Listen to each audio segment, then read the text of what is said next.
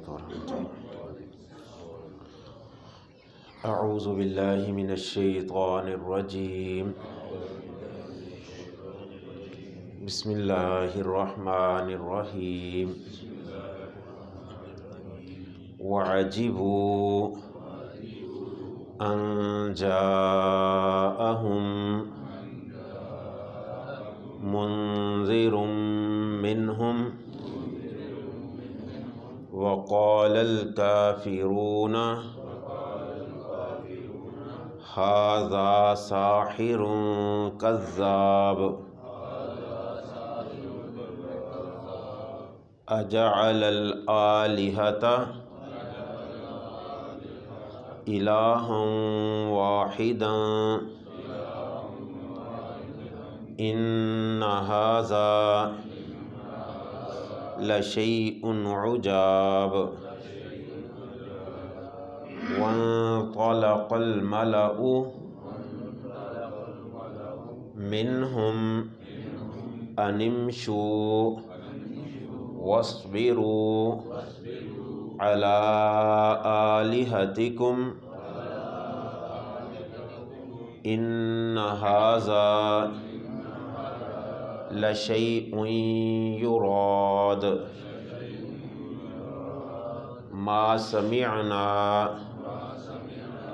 بهذا في الملة الآخرة إن هذا إلا اختلاق۔ وعجبوا، اور انہوں نے تعجب کیا، ان جاءہم، اس بات پر کہ آیا ان کے پاس، منذر، ایک ڈرانے والا، منہم، انہی میں سے، وقال الکافرون، اور کہا کافروں نے، ھذا، یہ تو، ساحر، جادوگر ہے، کذاب، انتہائی جھوٹا ہے۔ کل کی جو آیتیں ہم نے پڑھی ابتدائی سورۃ صاد کی، اس میں اللہ تعالیٰ نے قرآن مجید کے بارے میں فرمایا کہ قرآن جو ہے یہ لوگوں کے لیے نصیحت ہے، نصیحت نامہ اللہ تعالیٰ نے اس کو بنا کے بھیجا۔ اب آپ صلی اللہ علیہ وسلم نے جب مکے والوں پہ قرآن پیش کیا اور دین کی دعوت دی، تبلیغ کی، تو ان کا آگے جو رویہ تھا وہ اللہ نے یہاں پہ بیان کیا کہ وعجبوا، انہوں نے یہ تعجب کیا کہ ان کے پاس ایک ڈرانے والا انہی میں سے ہی آ گیا ہے، اور کافر کہنے لگے یہ تو جادوگر ہے، یہ جھوٹا ہے۔ یعنی اس چیز کو انہوں نے عجیب سا سمجھا کہ ہمارے ہی میں سے ایک انسان اٹھ کے نبی بن گیا۔ نبی کوئی عجیب سی مخلوق ہونی چاہیے تھی، کوئی اور ہی قسم کے مخلوق ہونی چاہیے تھی، پھر ہم سمجھتے یہ ایک نبی ہے، ہمارے جیسا انسان ہے، کھاتا پیتا ہے، بازاروں میں چلتا ہے، یہ کیسے ہو گیا کہ اس کو نبی بنا دیا گیا؟ یہ ان لوگوں نے آپ صلی اللہ علیہ وسلم کے ساتھ رویہ اختیار کیا، اور مزید کہنے لگے کہ یہ جادوگر ہے، کذاب ہے، یعنی جادوگری کر کے یہ ہمیں ہمارے رشتہ داروں سے الگ کروا دیتا ہے، نعوذ باللہ۔ حالانکہ آپ صلی اللہ علیہ وسلم جب دین کی تبلیغ کرتے تھے، اسلام لوگ لے کے آتے تھے، پھر اپنے وہ کافر رشتہ داروں کے ساتھ رویے اپنے ختم کر لیتے تھے کہ ہمارا معاملہ تمہارے ساتھ نہیں، ہم مسلمان ہیں، کافر کے ساتھ مسلمان کی کیا دوستی، کیا تعلق؟ تو وہ کہتے تھے یہ رشتہ داریاں توڑواتا ہے، یہ جادوگری کر کے اپنی طرف بندوں کو کھینچ لیتا ہے، اور کذاب، یہ جھوٹ بولتا ہے کہ جی ایک ہی رب ہے۔ یعنی آپ صلی اللہ علیہ وسلم لوگوں کو تبلیغ کرتے تھے کہ ایک ہی الہ ہے، یہ جو تم نے طرح طرح کے بت بنائے ہوئے ہیں یہ جو ہیں اللہ کے ساتھ شریک نہیں ہے، تم نے ان کو خام خواہ یہ معاملہ کیا۔ وہ کہتے ہیں یہ جھوٹ بولتا ہے، ایک ہی رب والا یہ کیسے کام کر سکتا ہے؟ آپ کو جھوٹا کہا۔ اور اگلی آیتوں میں اللہ نے وضاحت کی، کیا کہا انہوں نے؟ اجعل الآلہہ تھا، کیا اس نے بنا دیا سب معبودوں کو الہ واحدہ، ایک ہی معبود؟ ان ھذا لشیء عجاب، بے شک یہ تو ایک چیز ہے بڑی عجیب۔ یعنی اتنے معبود ہیں، اس نے سب کو اکٹھا کر کے ایک ہی بنا دیے، بس ایک ہی اللہ ہے۔ آپ صلی اللہ علیہ وسلم یہی دعوت تھی نا، بس لا الہ الا اللہ، قولوا لا الہ الا اللہ تفلحوا، حدیث میں آتا ہے، آپ نے فرمایا یہ تم یہی بات کرو کہ اللہ کے علاوہ اور کوئی معبود نہیں عبادت کے لائق، بس ایک ہی اللہ ہے، تم کامیاب تبھی ہوگے۔ وہ کہتے ہیں یہ کیسے ہو سکتا ہے، ایک ہی معبود، سب معبودوں کو اس نے ختم کر کے کہہ دیا جی ایک ہی رب ہے، یہ کیسے بات ہوگی؟ ان کے نزدیک اللہ، وہ اللہ کو بھی مانتے تھے، لیکن ان کے نزدیک یہ نقطہ نظر تھا کہ اللہ بھی ہے، اور اللہ کے ساتھ اور بھی اس کے ایسے ساتھی ہیں، شریک ہیں، جن کو اس نے اختیارات دیے ہوئے ہیں۔ یہ بھی یہ کرتا ہے، ایک اکیلا اللہ کیسے سارا نظام سنبھال سکتا ہے؟ یہ ان کو ایک عجیب سی بات لگتی تھی کہ ایک اللہ کیسے سارے سسٹم چلا رہا ہے، سورج چاند ستاروں کا نظام بھی چلا رہا ہے، ہوائیں بھی چلا رہا ہے، دن رات کو لے کے بھی آ رہا ہے، بارشیں بھی برسا رہا ہے، ایک ہی اکیلا اللہ کیسے کر سکتا ہے؟ نہیں، اکیلا ایک اللہ نہیں یہ کر سکتا، اور بھی اس نے لوگوں کو اختیارات دیے، اور یہ سمجھتے یہ ہمارے بت ہیں، ان کو اختیارات دیے ہوئے ہیں، یہ ان کا نقطہ نظر تھا۔ لیکن اللہ کے نبی صلی اللہ علیہ وسلم فرماتے تھے کہ نہیں، ایک ہی معبود ہے، اللہ کے علاوہ اور کوئی عبادت کے لائق ہی نہیں، اور ایک ہی ہے جو سب کچھ کرنے والا ہے۔ اللہ کی شان ہی یہی ہے نا کہ وہ اکیلا ہے، لیکن سب کچھ اس کے ہاتھ میں، سارے اختیارات اس کے ہاتھ میں، کسی اور کو اس نے اختیارات دیے ہی نہیں۔ لیکن وہ کہتے تھے یہ کیسے ہو سکتا ہے، یہ عجیب سی چیز ہے، ایک ہی الہ ہے، ایک ہی معبود ہے۔ بلکہ ان لوگوں نے نبی کریم صلی اللہ علیہ وسلم کو اسی پاداش میں کتنا ظلم و ستم آپ پہ بھی کیا۔ آپ صلی اللہ علیہ وسلم نے جب انہی لوگوں کو تبلیغ کی، پہاڑی پہ نکلے، ایک چھوٹی سی پہاڑی پہ، اور مکے والوں کو آواز دی کہ بھئی میں ادھر میرے پاس آؤ، میں اگر تمہیں کہوں کہ یہ پہاڑی کے دوسری سائڈ سے ایک دشمن جو ہے، کافر گروہ جو ہے، وہ تمہارے اوپر حملہ کر دے گا تو کیا میری اس بات کو مانو گے؟ انہوں نے کہا ہاں۔ آپ نے کبھی جھوٹ نہیں بولا۔ آپ نے فرمایا میں ہی تمہیں یہ دعوت دے رہا ہوں کہ لا الہ الا اللہ کے اوپر آ جاؤ، اللہ کے علاوہ اور کوئی عبادت کے لائق نہیں، یہ جو تم نے دوسرے معبود بنائے ہوئے، بت بنائے ہوئے، ان کو چھوڑ دو۔ تو ابو لہب ہے جو آپ کا چچا ہی، وہ کہنے لگ پڑا کہ تمہارے ہاتھ ٹوٹ جائیں، تو نے ہمیں اس وجہ سے بلایا صرف ایک رب کی طرف بلانے کے لیے؟ اللہ تعالیٰ کو پھر غصہ آیا، پھر وہ سورۃ لہب جو ہے وہ اتری کہ تبت یدا ابی لہب و تب۔ یہ ہمارے نبی کو کہتا ہے تمہارے ہاتھ ٹوٹ جائیں، تیرے دونوں ہاتھ ٹوٹ جائیں، تو تباہ ہو جائے، تو ہمارے نبی کو یہ بات کیا کہتا ہے؟ یعنی یہ تھا ان لوگوں کا رویہ آپ کی دین کی دعوت کے بدلے میں، اور کہتے تھے یہ عجیب سی چیز ہے، اس نے ایک ہی معبود اس نے بنا لیے، صرف ایک ہی اکیلا اللہ ہے۔ اور آج ہمارے رویے بھی اللہ ہمیں معاف فرمائے اسی طرح کے بن چکے ہیں۔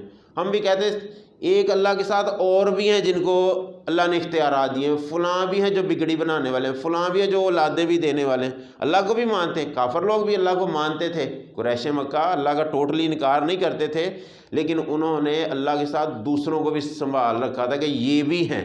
آج ہم نے بھی یہ کام کیا ہوا، اللہ کو بھی مانتے ہیں اور کہتے نہیں جی یہ بھی ہیں، یہ بھی ہمیں دیتے ہیں، یہ بھی کرنے والے، ان کو بھی اللہ نے اختیارات دیے ہوئے ہیں۔ ایک موٹی سی بات سمجھنے والی، اللہ کے بعد سب سے کائنات میں بہترین ہستی کون سی ہیں؟ اللہ کے نبی صلی اللہ علیہ وسلم۔ کائنات میں آپ سے زیادہ اونچا مقام اللہ تعالیٰ نے کسی کو نہیں دیا، سارے نبی سارے ولی ان کا لیول آپ سے نیچے ہے۔ اب یہ اختیارات کی بات، قرآن مجید میں اللہ تعالیٰ نے نبی کریم صلی اللہ علیہ وسلم کی زبانی کیا کہلوایا؟ قل انی لا املک لنفسی، قل انی کہہ دیجئے کہ بے شک میں لا املک نہیں اختیار رکھتا لنفسی اپنے نفس پر بھی، نفع ولا ضرہ کسی نفع کا اور کسی نقصان کا۔ اب کائنات کی جو سب سے بڑی ہستی اللہ نے ان کی زبانی کہلوایا کہ میں تو اپنے نفس پر بھی اختیار نہیں رکھتا، پتہ نہیں کیا بننا ہے کیا نہیں، میں کچھ نہیں کر سکتا، جو کرنے والی ذات ہے وہ اللہ کی ذات ہے۔ اب ان کے بعد جتنے بھی نبی ہوں ولی سارے چھوٹے لیول کے ہیں نا۔ جب اللہ نے اپنے نبی صلی اللہ علیہ وسلم کو ساری کائنات سے بہتر بنا کے سارے اختیارات نہیں دیے تو چھوٹے لیول کے لوگوں کو کیسے اختیارات دے دیے؟ یہ تو ہم نعوذ باللہ نبی کریم صلی اللہ علیہ وسلم کی پھر شان کو کم کر رہے ہیں، دوسروں کو پھر بڑھا رہے ہیں نا۔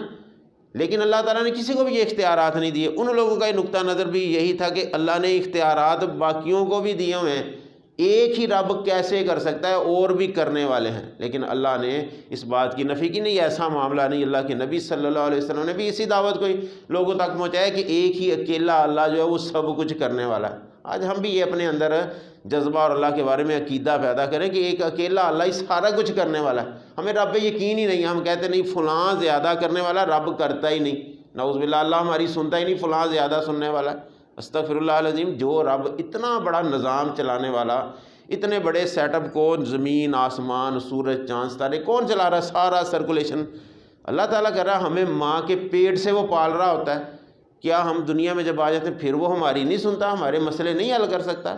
یعنی موٹی بات سمجھنے والی، پھر ہم رب کو چھوڑ کے ادھر ادھر کیوں بھاگ رہے پھر رہے ہوتے ہیں؟ یعنی جو رب ہمارا اتنا خیال رکھتا ہے کہ ہم ماں کے پیٹ میں، اور ہمیں خوراک کا اس نے بندوبست کیا ہوا ہے، کیا وہاں پہ کرتے؟ کمائیاں کرتے وہاں پہ؟ کچھ بھی نہیں۔ کیا ہم وہاں پہ نوکری کرتے ہیں؟ نہیں، اللہ نے وہاں پہ بھی انتظام کیا۔ کون ہے پال رہا ہو وہاں پہ؟ وہاں پہ بھی جو رب ہمارا پال رہا ہے ہمیں ماں کے پیٹ میں بھی، جہاں ہمارے پاس کوئی انوائرمنٹ نہیں ہے ارد گرد کی، کوئی کام کرنے والا نہیں، تو کیا اس دنیا میں آ کے ہمارا رب ہمیں ایسے ہی پھینک دیتا ہے کہ رب ہماری سنتا ہی نہیں؟ استغفراللہ، ہمیں اللہ کے بارے میں عقیدہ اپنا مضبوط رکھنا چاہیے کہ اللہ ہی ہے جو سارے ہمارے معاملے سیدھے کرنے والا ہے۔ رب کو چھوڑ کے ادھر ادھر بھاگیں گے، وہ بھی ہے وہ بھی ہے، یہ چیز رب کو کبھی بھی گوارا نہیں۔ بلکہ ان لوگوں نے تو سارے سرداروں نے اکٹھا ہو کے اگلی آیتوں میں یہی بات بیان فرمائی، اللہ تعالیٰ نے نبی کریم صلی اللہ علیہ وسلم کے چچا کے پاس گئے، ابو طالب کے پاس، وَانْطَلَقَ الْمَلَأُ مِنْهُمْ أَنِ امْشُوا وَاصْبِرُوا عَلَىٰ آلِهَتِكُمْ، وَانْطَلَقَ اور چلے مالاؤ سردار ان کے، منہم ان کے، انمشو یہ کہتے ہوئے چلے کہ تم چلو، وَاصْبِرُوا عَلَىٰ آلِهَتِكُمْ اور جمے رہو اپنے معبودوں پر، ان ھذا بے شک یہ تو لشیء یراد کوئی چیز ہے جس سے اس کا کوئی ارادہ ہے، یعنی یہ کوئی مطلب ہے اس کو، یہ جو ہمیں کہہ رہا ہے جی ایک رب پہ ڈٹے رہو، یہ اس کا کوئی مطلب ہے، اس میں کسی چیز کا ارادہ کر رہا ہے۔ ما سمعنا بہذا فی الملۃ الآخرہ، نہیں ہم نے سنی یہ بات پچھلے دینوں میں کہ ان ھذا الا اختلاق، یہ تو کوئی گھڑی ہوئی بات کر رہا ہے۔ کیا ہوا، ان لوگوں نے، قریش مکہ نے، جب ابو طالب نبی کریم صلی اللہ علیہ وسلم کے چچا، آخری ان کے ایام تھے، بڑھاپے میں آ گئے، تقریباً 80 سال کی عمر ہو گئی، تو ان کی بڑی سپورٹ تھی نبی کریم صلی اللہ علیہ وسلم کو، کافروں کے بچاؤ، کافروں سے بچاؤ کے لیے۔ اللہ تعالیٰ نے، یہ اللہ کا نظام ہے کہ اللہ تعالیٰ کسی کافر کے ذریعے سے بھی مسلمان کی حفاظت فرما دیتا ہے، یہ اللہ کا نظام ہے۔ فرعون کے ذریعے سے بھی موسیٰ علیہ السلام کی حفاظت فرمائی نا، اپنے آپ کو رب کہنے والا اور بچوں کو قتل کرنے والا، یہ ہے رب جو اپنا آپ رب نے بتایا ہوا ہے کہ جو اس وقت میں بچوں کو قتل کرنے والا، کہ میں نے کوئی پیدا ہونے ہی نہیں دینا، ہو گیا اس کو میں نے ختم کر دینا ہے، اسی کے گھر میں رب نے پرورش کروائی، کافر کے رب گھر میں رب نے پرورش کروائی نا، یہ ہے رب جو سب کچھ کرنے والا ہے۔ اسی طرح آپ کے چچا جو ہیں ساری عمر اسلام نہیں قبول کیا، لیکن اللہ کے نبی صلی اللہ علیہ وسلم کی سپورٹ بڑی کی۔ اب کافر لوگوں کو بڑا ڈر تھا، اب ان لوگوں نے پلان کیا کہ ہم ان کے چچا کے پاس جاتے ہیں، اگر یہ فوت ہو گئے، بعد میں ہم نے کہا تو ان لوگوں نے ہی ہمیں کہنا لو جی اس کا چچا پہلے زندہ تھا اس لیے کچھ نہیں بات کی، اب آ کے اس کے خلاف ہو گئے، چلو اس کی زندگی میں جا کے نا بات کر لیتے ہیں۔ جا کے ان کو کہا اپنے بھتیجے کو سمجھاؤ، یہ ہمارے معبودوں کو برا کہتا ہے، اس کو کوئی ہمارے معبودوں کو برا نہ کہیں۔ نبی کریم صلی اللہ علیہ وسلم کو جب آپ کے چچا نے بلایا کہ یہ اس طرح قریش مکہ ہیں، بڑے بڑے سردار آئے ہیں اور یہ بات کہہ رہے ہیں، کیا یہ کہہ رہے ہیں؟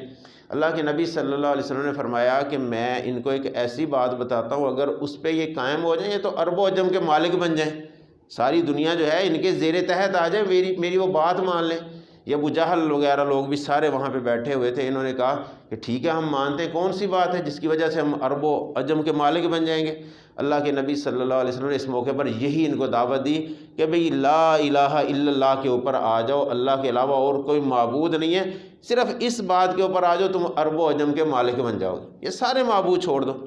ان لوگوں کو تکلیف ہوئی، پھر یہ کہا، وہ وہاں سے یہ کہتے ہوئے نکل پڑے، وَانْطَلَقَ الْمَلَأُ مِنْهُمْ أَنِ امْشُوا وَاصْبِرُوا کہ چلو اور جمے رہو اپنے معبودوں پر۔ کہتے نہیں ہم نے یہ بات نہیں ماننی، یہاں سے نکلو اور اپنے معبودوں کے اوپر جمے رہو، ان کو نہیں چھوڑنا، یہ تو کوئی غرض ہے اس کو جس کی وجہ سے یہ بات کر رہا ہے، یعنی بجائے اس کے کہ درست سمت میں آ جاتے ہیں، کہنے لگے اس کو کوئی مطلب ہے جو ہمیں ہمارے معبودوں سے چھڑوا رہا ہے، ہم نے نہیں اس سے پیچھے ہٹنا، ہم نے اپنے معبودوں کے اوپر جمے ہی رہنا ہے۔ یہ تو ہم نے پہلے دنوں میں بھی یہ بات نہیں سنی، یہ تو اس نے کوئی گھڑی ہوئی بات کر لی کہ ایک اللہ یہ سارا کچھ کر سکتا ہے، بس صرف ایک اللہ کو مانیں باقیوں کو چھوڑ دیں۔ نہیں ہم نے یہ بات نہیں مانی، یہ بات وہاں سے کرتے ہوئے اٹھ کھڑے ہوئے، یہ ان لوگوں کا رویہ تھا۔ یعنی آج بھی ہمارے رویے اگر ہم چیک کریں، ہم بھی اللہ کے ساتھ جب تک کسی دوسرے کو ساتھ نہ ملا لیں ہمیں سکون نہیں آتا۔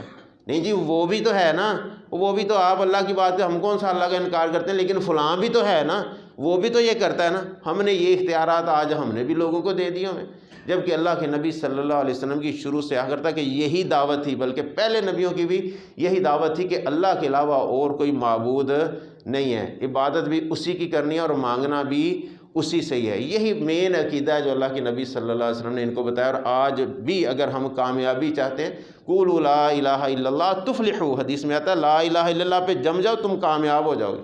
اور لا الہ الا اللہ پہ جمنا کیا ہے؟ عبادت کرنی ہے تو صرف اور صرف اللہ کی کرنی ہے، اور مانگنا ہے تو صرف اور صرف اللہ سے مانگنی ہے۔ مانگنا بھی عبادت ہے نا، الدعاء هو العبادہ، مانگنا عبادت ہے، تو عبادت اللہ کے علاوہ کسی اور کی نہیں، تو پھر مانگنا بھی رب سے ہے، عبادت بھی رب سے کرنی ہے۔ اللہ ہمیں صحیح معنوں میں اللہ کے اوپر جمے رہنے کی توفیق نصیب فرمائے، اللہ کے ساتھ اپنے تعلق کو جوڑے رکھنے کی اللہ ہمیں توفیق نصیب فرمائے، اور جو اللہ کا ایک معیار ہے، ایک اللہ کا مقام ہے، اس کو سمجھنے کی اللہ ہمیں توفیق نصیب فرمائے۔ باقی انشاءاللہ 2 دن بعد کلاس ہوگی۔ السلام علیکم۔